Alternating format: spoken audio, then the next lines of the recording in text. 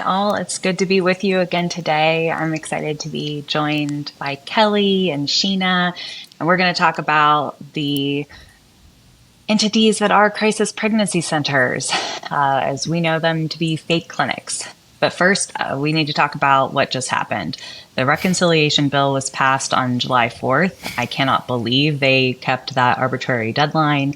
And I know all of us are in this kind of space of whether you're a policy analyst, you're a lobbyist, you're someone who just is used to knowing what's going on. It's really hard to figure out what's in a huge bill when even the lawmakers who voted on them themselves have no idea what's in the bill. So we're still parsing this out, but we know that more than $1 trillion were cut in federal Medicaid, knowing that 5 million people will lose coverage by 2026 and 12 million will be uninsured by 2034. We know Devastating. it's devastating. Thank you, Kelly. It's devastating. And hundreds of thousands, if not millions, will be impacted here in the state of Ohio. Of course, more than 280 billion cuts to federal SNAP programs. So we're cutting food for hungry families and children. But here in the state of Ohio, we found plenty of money to put towards fake clinics. So we're going to be digging into how the state budget put $10 million a year. So that's $20 million towards fake clinics and $2.5 million a year for 3D ultrasounds. Can't wait to talk about how that's going to be used. And an additional tax break for their donors of up to $750. That makes a lot of sense. That's going to be really useful. I know there's a lot to talk about where bad funding is going, but I think for all of us who serve people and focus on reproductive health rights and justice, these fake clinics deserve a lot more focus because they get millions of dollars and have absolutely no oversight. So we will step in and be that oversight. So Kelly, can you start us off? Like, what do we even mean when we talk about crisis pregnancy centers? You know, what's wild to me is they've been around since the 80s and 90s, and yet somehow they're still under the radar. And I think it's because they pose as real healthcare centers. They'll have names like Women's Pregnancy Decision Health Center or something like that. They'll often be very close to a family planning center, a Planned Parenthood, or a county health department.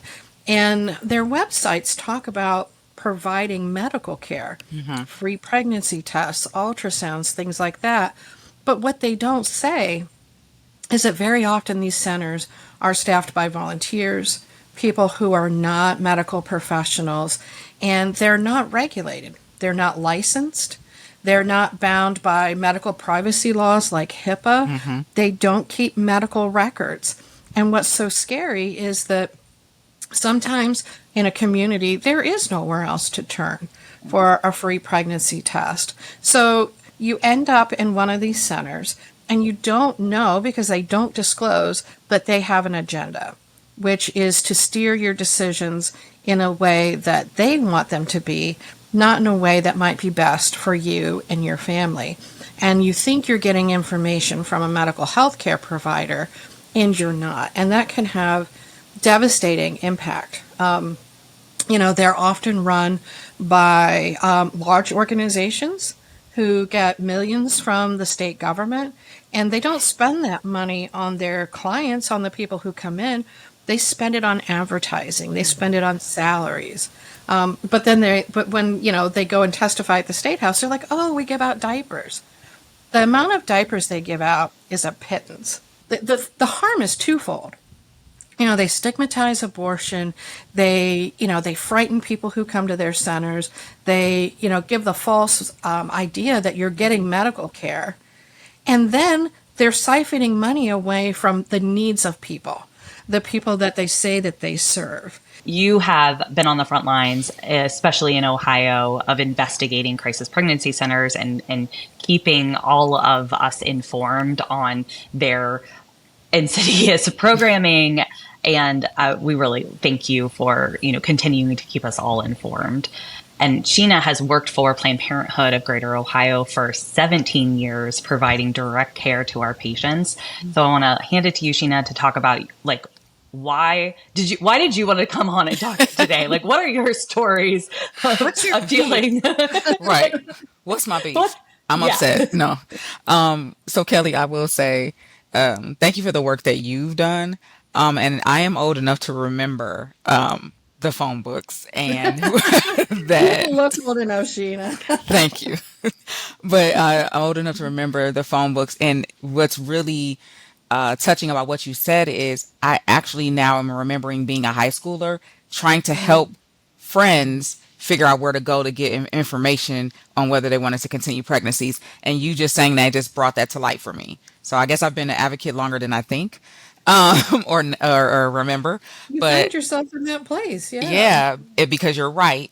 I am remembering people call the number and we would put it on speakerphone and you could hear the recording and then you go, this is not the place I think it is. And then they hang up and go to the next one. And Right. often those crisis centers were mixed in or intermingled with Planned Parenthood, with preterm places like that. So you're absolutely right.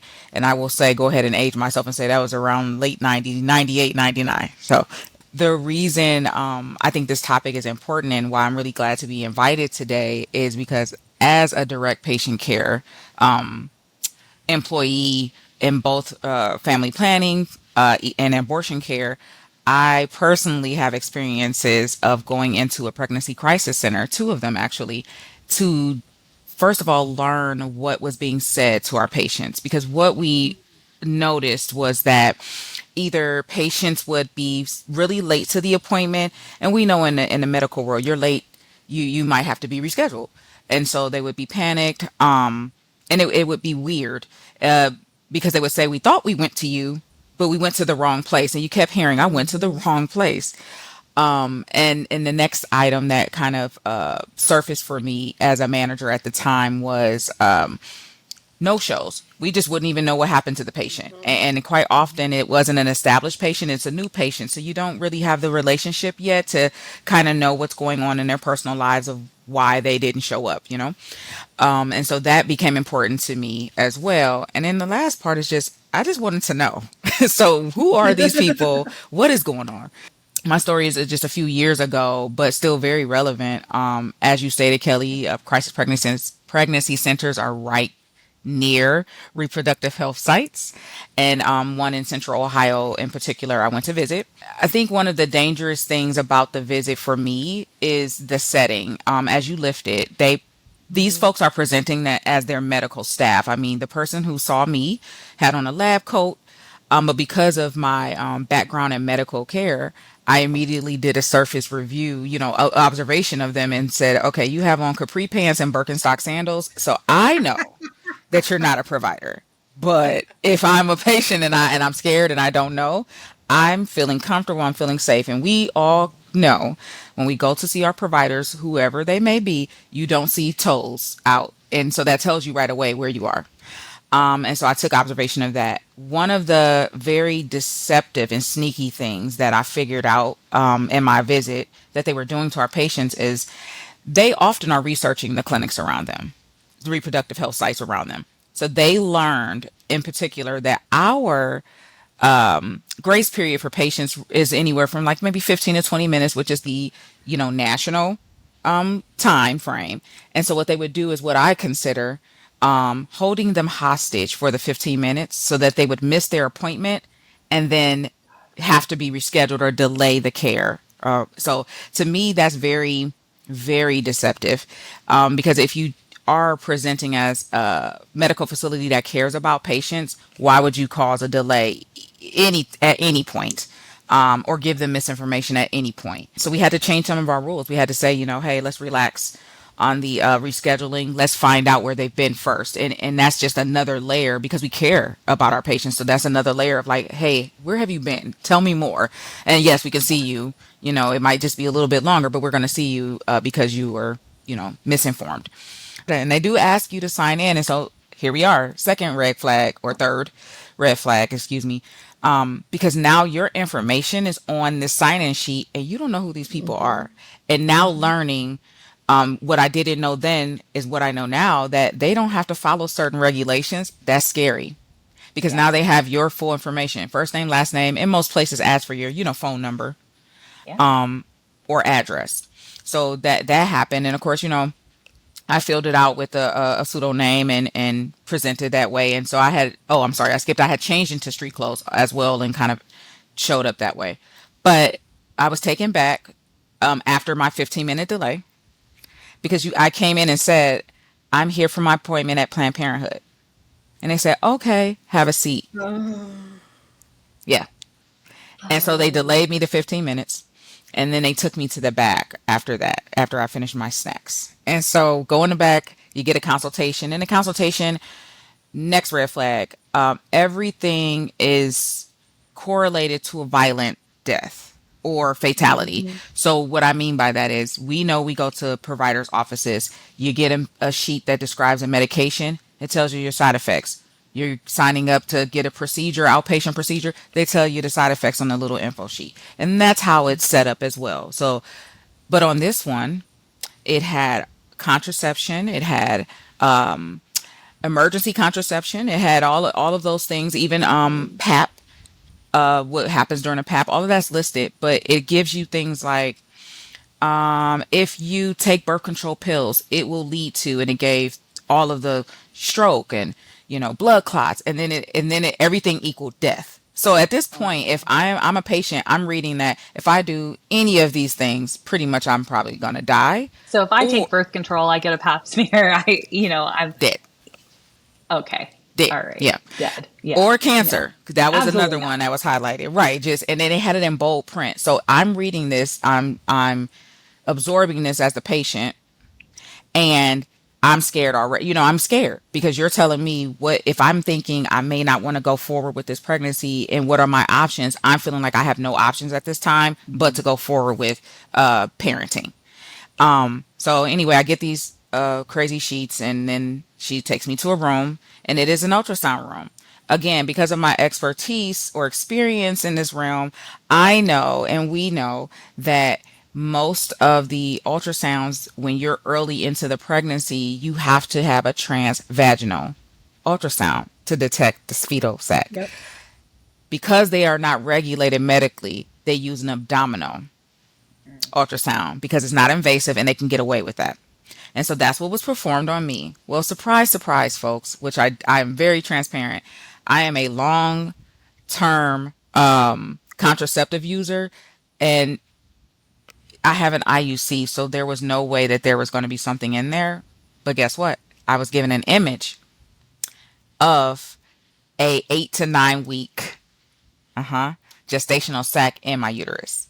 Now I know that doesn't exist because I know me and I know I'm here pretending to be this patient. But it was terrifying to me at the same time as a medical provider that this is what you would do to trick patients into continuing pregnancies or whatever it is, scaring them into something very dangerous. And so anyway, I was given this image. I was then given what they called a consultation, and the consultation did not speak about adoption. It did not talk about options of abortion, of course.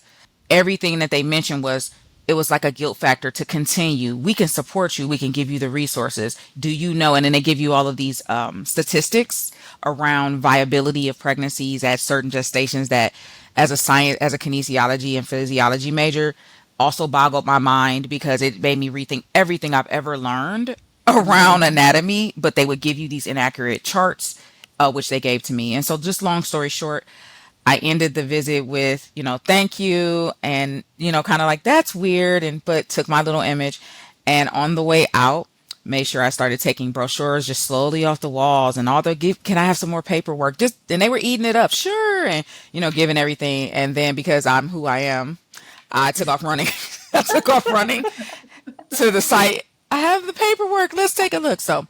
We did take the paperwork and kind of look up the website connected to this particular site, and then the jokes became a little bit more solemn as we get on this site and saw cherubs. So when you get on the site, hymnals are playing, and then there were cherubs with like names attached to them floating around on the screen.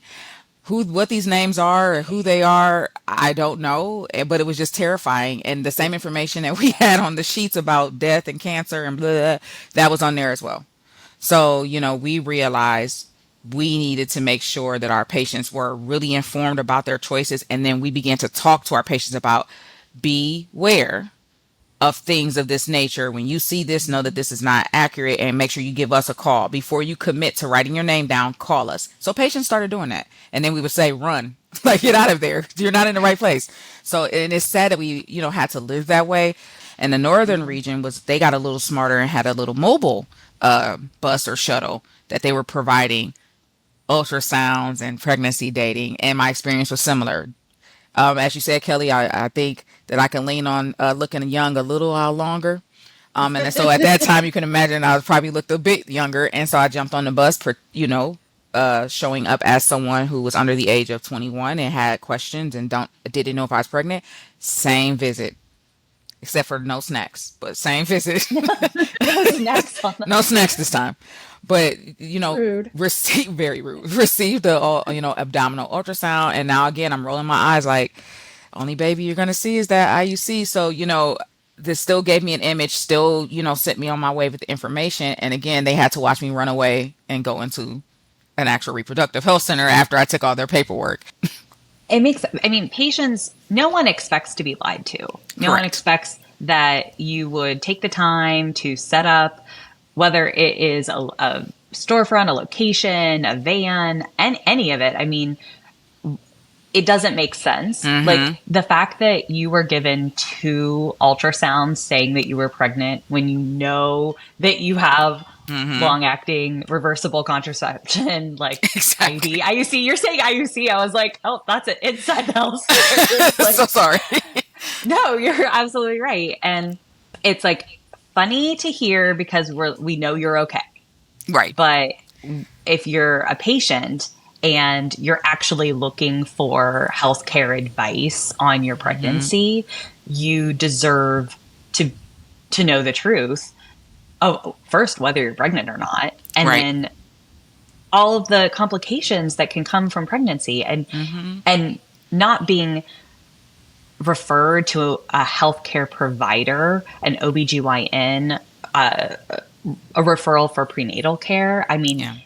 That's unbelievable to me. Very Is this scary. what you've been hearing, Kelly? Like, Oh yeah, this is so consistent with the research that we have done. I think one of the big things, Sheena, that we saw in the research was, like you said, all the fear of the danger. When we did our most recent study in the city of Columbus back in 2023, one of the things that we found is that the workers at some of the CPCs would say that an abortion was more dangerous than a childbirth. I'm like, Yep. no, No. that's not true.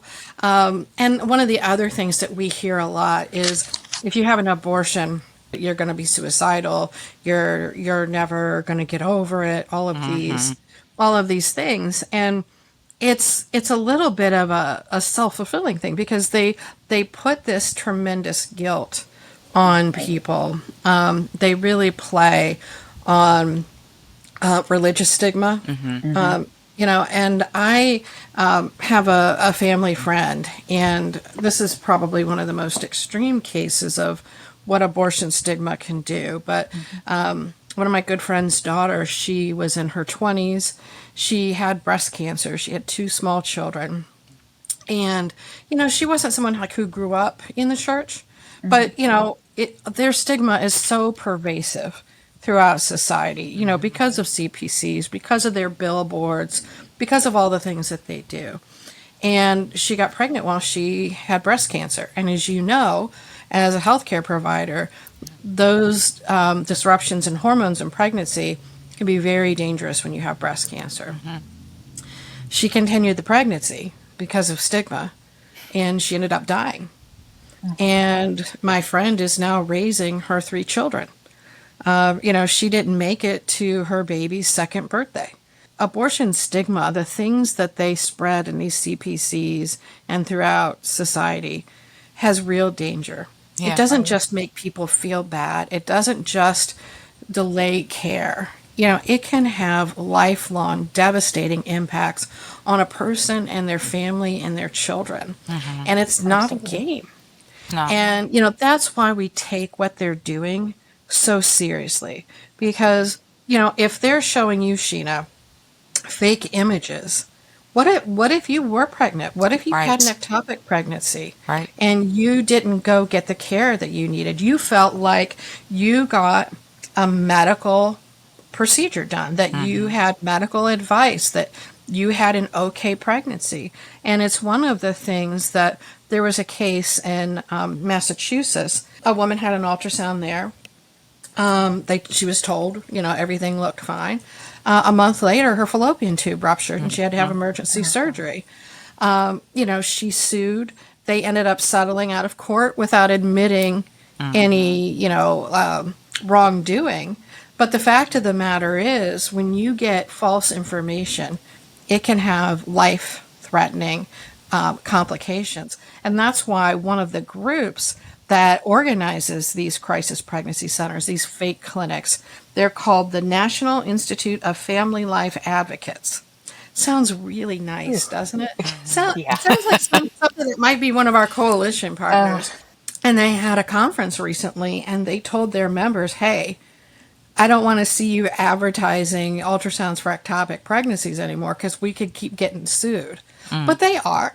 That very day I read that story, which was last month, I went on and I found a CPC in Ohio that was advertising about ectopic pregnancies. It took me 30 seconds to find that. This is the thing that really gets me. They're not trying to provide better care to the people who come to them. They're trying to cover their ass. Yeah. But that's the thing. Like when they get caught with something, they just try to protect themselves and figure out how they can keep doing what they're doing instead of going, hey, maybe we shouldn't do it this way because we're hurting people. And I think that's what's so upsetting. And Yeah. when we talk about this stuff, it's all interconnected. The attacks on democracy, what's happening in the legislature, what's happening in DC. It's not a coincidence. This is part of a large, coordinated, well financed effort. CPCs are an intricate and important part of that, but they're part of something that's much bigger and more insidious. Two things popped up while you were speaking and touching on the money. I thought about the sign-in sheets. Really, they're using those as the head count. Yep. We've seen where they've said we've saved over 2,000 babies. We've seen where they've said that. Yep. And in my mind always goes, well, where are you getting these 2,000, people? It's the sign-in sheets. And that doesn't, the difference with, Maybe. right, you're right. maybe like your ultrasound, maybe they just made it up. That's true too. How do we And know? we don't. Yeah.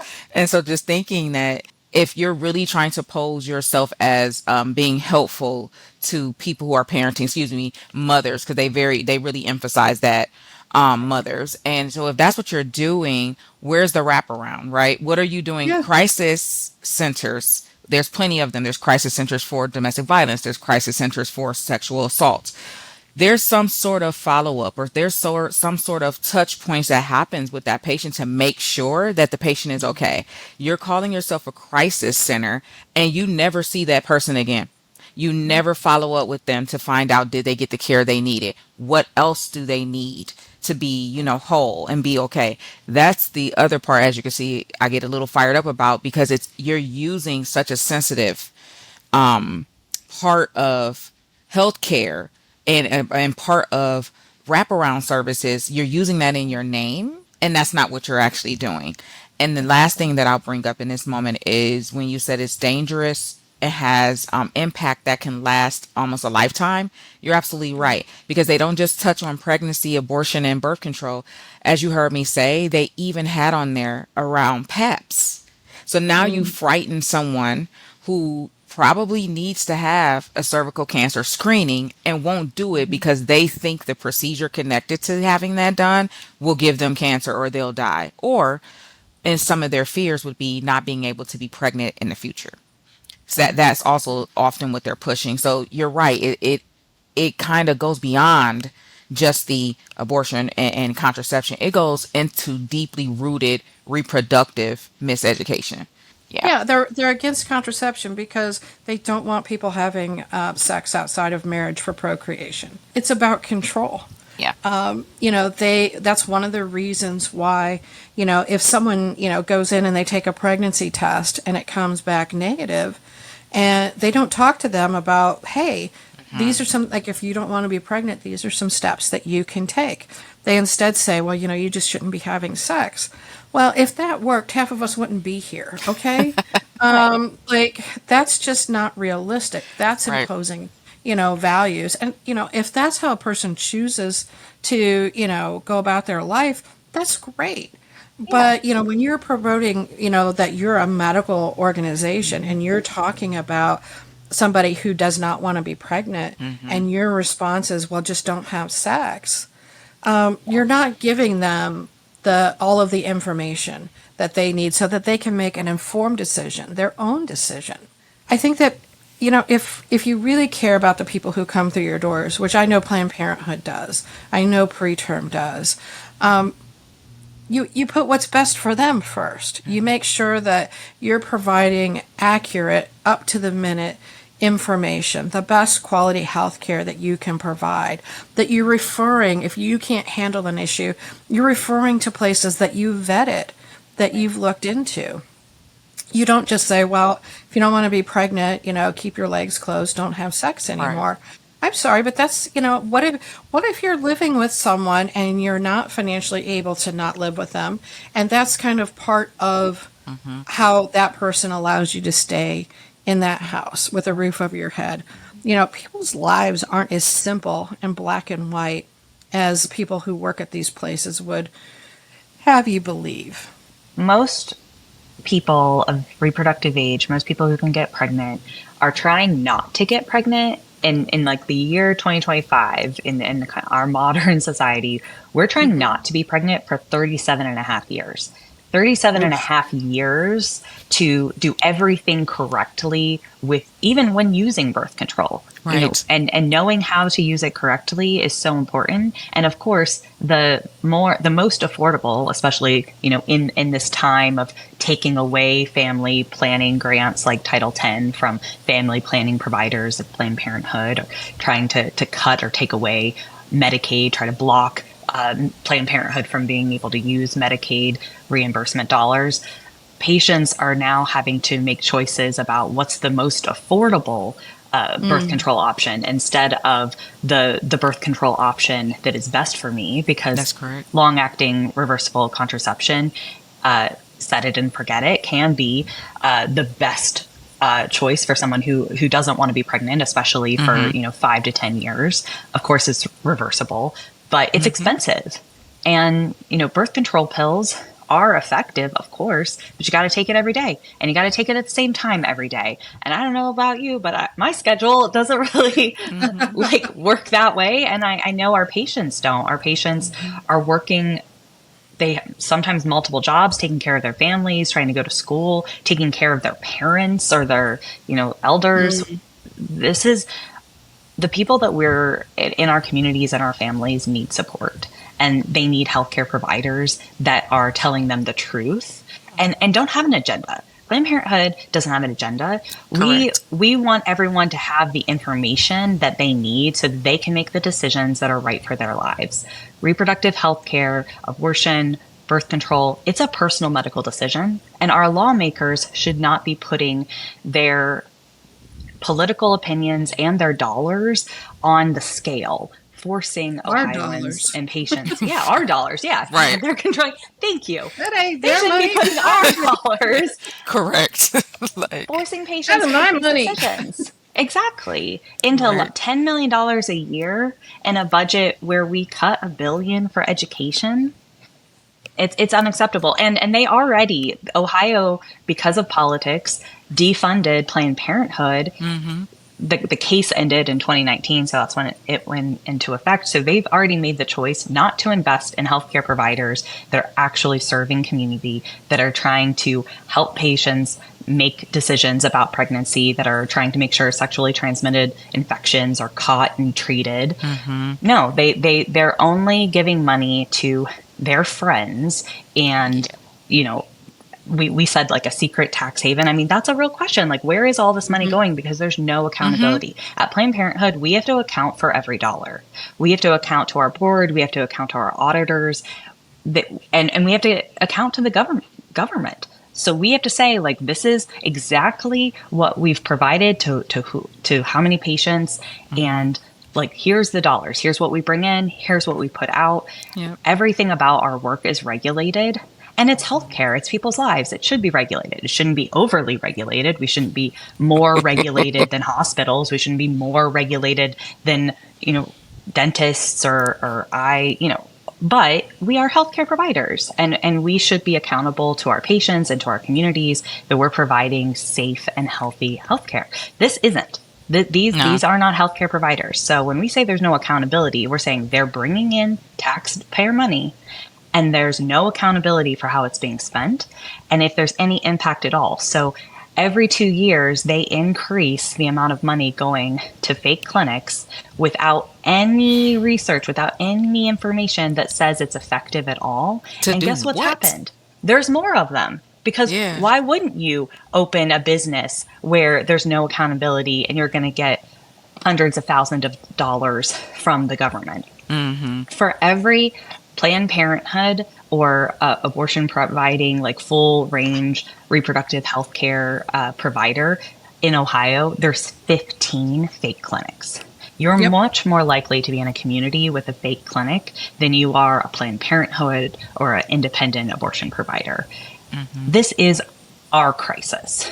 This money is being used to lie to our patients, to our community members, and they get to exist without any challenge. And in fact, with government support, while we're out here fighting the federal government, fighting the state government, trying to bring in not extra money, but just being reimbursed for the care we actually provide.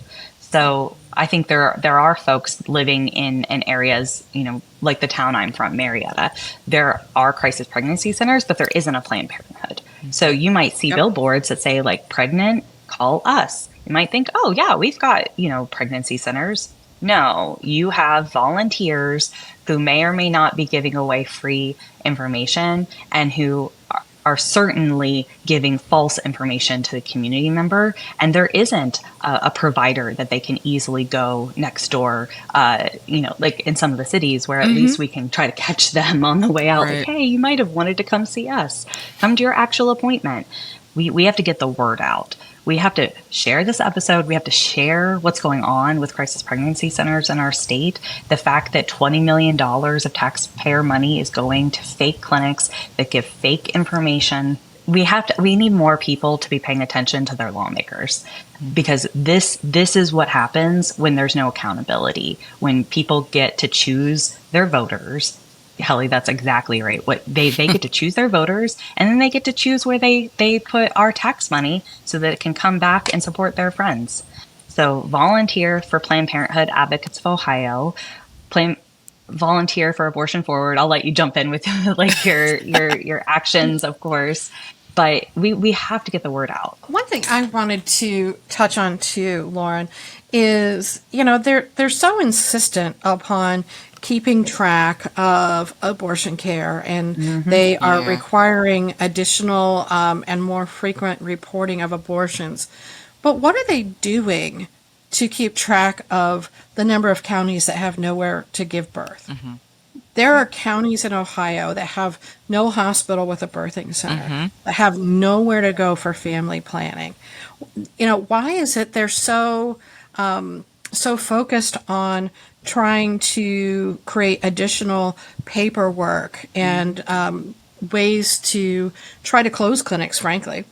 Yep. The reason that they want abortion clinics to do paperwork and reporting that hospitals and other medical places don't have to do is because they want to make it more difficult, they want to make it more expensive, and they want to make it so that there might be a mistake. And if there's a mistake, then they can, use that to fine them. But what are they doing to actually look at how we're going to reduce maternal and infant mortality? What are they doing to make sure that people who want to have children have the resources that they need, that they have safe communities, that they have enough food on the table, that they have a living wage. What are they doing for that? I'll tell you what they're doing for that. They're cutting. They're Yeah. cutting all of those programs. They're cutting Medicaid. That is going to mean that there are people who will be pregnant, who need prenatal care, who may not be able to get it. That means that there will be kids who may not be able to get the health care that they need. I mean, I think that's one of the things that irks me so much Yeah. is that they pretend to be pro-family, they pretend to be pro-child, but when it comes time to actually make sure that we're funding education, that we're funding food. Like, why aren't we paying for diapers? Right. Oh, because we're going to spend time making sure that clinics fill out 10 times the paperwork that other places do, because we want to further stigmatize it. We want to make it so that we're getting into people's privacy. I mean, that's one of the things that concerns us about the surveillance of abortion is there, you know that they want to make it so people can figure out who's having abortions. We see that with protesters. They take pictures of people's cars and their license plates, and what we're seeing too, frankly, is criminalization. When we've had more than one case of a woman, and I'm going to say it, it's always a black woman, it's never a white woman, who is investigated following a miscarriage. This criminalization is part of the surveillance. It's the purpose of their surveillance. They want to criminalize abortion providers. They want to criminalize people who have abortions. They want to make women who have miscarriages prove that it was a miscarriage. That's correct. And that should send a chilling effect. If you don't have bodily autonomy, you are not free, period. Exactly. And whether they're taking away that freedom by trying to expose you to your neighbors, by trying to put your doctor in jail, by trying to make sure that you don't have the information you need, all of those things are an assault on your freedom as Exactly. a human being. Not just an American, but as a human being. We're talking about basic human rights here. And they are trying to leverage the government to take away people's basic human rights, and we should not allow it. We shouldn't let the Ohio Republican majority take away our freedom, because that's who they are in this. It's the Ohio Republican legislators and the Ohio Republican Mike DeWine, the governor, who signed this budget. They're who are making the decisions around how our taxpayers' money is being spent, and they're choosing to increase the investment on fake clinics, and they're choosing to take away from the actual services that our communities need: healthcare, education, and you're Food. absolutely right. Food. Right. Yeah. Survive. I mean, just to Where- You survive. can't be pro-family if you're not feeding hungry children, taking away free lunch. If you need I'll never understand, because they don't care. And I think that it's so important to state that they're not confused. They don't think Right. that this is working. The cruelty is the point. And it is cruel to invest in places like crisis pregnancy centers that knowingly give false information, knowingly don't give the actual services that people need, and to take away funding from actual healthcare providers who are invested in reproductive health care, in information, in bodily autonomy for everyone. Because this always comes down on people who have lower incomes. That's who takes the brunt of all of these decisions. And that's what happens when you're not investing in an organization and healthcare provider like Planned Parenthood. Yeah, and if you're an organization that, and your mission and what you're stating publicly to everyone is that you're here to support and guide and give, medical information and resources, then be that organization. Don't you right now? Well, you can if you're not qualified, if you're just True. some zealot who Because wants to tell everybody how to live their life. Like, How are they going to do that, Sheena? Yeah, because to your point, Kelly, you're inviting me in, and as a medical provider, I'm saying that is the most sensitive time that you have someone's Mm, attention. This is where yep. you start the relationship, where you start to find out what their needs are that expand beyond the medical. So Planned Parenthood, we're talking to you about today's visit, but we're also asking about external factors impacting you. What else can I do for you? Where else can I send you? Or I'm going to circle back with you. That's what I see. If you're saying that you are a crisis center and you're saying that you're here for patients and you're supporting families, that's what you're doing, because what you're giving them is the keys and the tools to be able to go support their family when they leave you. If you're going to a crisis pregnancy center, you're getting just that information they want to give you that day, and then that's it. See you, never see you again. And so, Exactly. that part really gets under my skin around, not only did we just send you, if you're in a crisis pregnancy center and you're a worker, you just sent someone out into the world with nothing Well, and a and lot want of them to times, create healthy families off of nothing. Right. well, and as you know, I mean, I'm telling you what you guys do, but let me do it. A lot of times, your patients, you're the only place they might go for health care. I mean, I'm not going to name names, Hmm. but I know a lot of young people who, I'm like, do you have a primary care physician yet? Do you? No. But you know where they do go?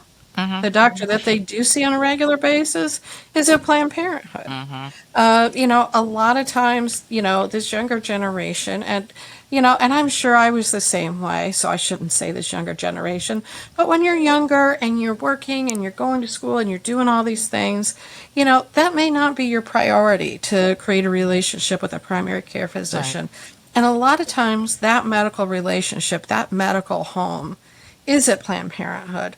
You're not just going there to get your birth control pills or your IUD. That's the person who's taking your blood pressure, who's doing a breast exam to make sure you don't have a lump, who, is talking to you about your health in general.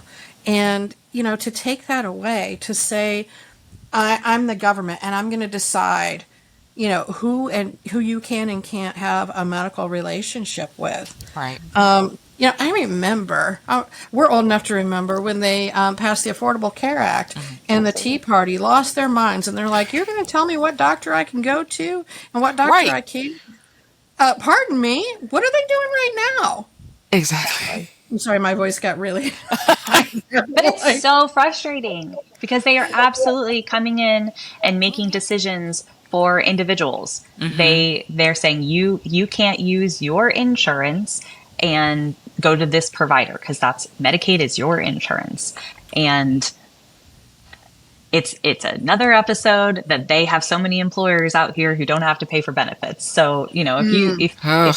people want to complain that's the about, corporate folks welfare. using Medicaid, look at all the employers who get to say, "Oh, you're not full time and you don't get benefits." What I love about the reproductive rights, health, and justice movement is we want everyone to be better. We want everyone to have the resources they need to become a parent, to not become a parent, to be a parent in the way that they want, to have a safe, livable community, to be able to, have a family that has food on the table and a roof over our heads.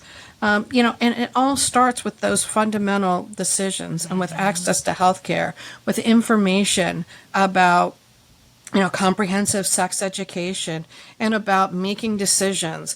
These are the things that we promote, that Planned Parenthood and other reproductive healthcare organizations provide. And I just I think that, if we care about our family and our friends and our neighbors, we want them to have the best. And it should bother everyone that there are counties in Ohio that don't have a place to go give birth. Yeah. Like, how scary is that? To be Very. pregnant in a county and know that you have to, when you go into labor, you're going to have to go a couple counties over. If you have the transportation to do that on demand, or maybe you're going to have to schedule a C-section that you wouldn't need, or an induction that you wouldn't need because there's nowhere to give birth in your community. And just Or to really quick add, Kelly, to please. what you're saying, when as you're saying that, my thought process is always going to the patient and those families, because as Yep. you just said, we literally as a state just pushed you into crisis.